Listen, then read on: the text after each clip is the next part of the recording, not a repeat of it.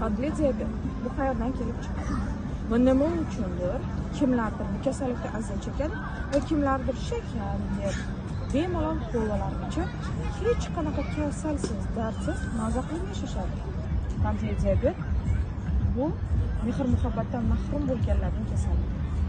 Masalan, azizim, menga siz e'tiboringiz, quchoqlashingiz, mehringiz kerak deb ayta olmaydigan, lekin undan hamisha kutadiganlarning kasalligi. Bu birinchi blok. Ikkinchi blok bu o'tib ketgan ishdan pushaymon bo'ladigan insonlar.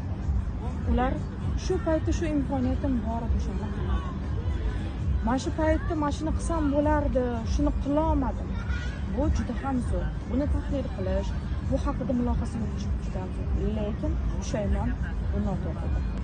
Psixosomatikada organizm hayotingni shirinlik kam, kelmasanga o'zim shirinlik ishlab chiqarib beraman, hayotingni shirin qilaman deb insulin rezistentность ko'tarilib, qon miqdorida shakar oshisha boshlaydi.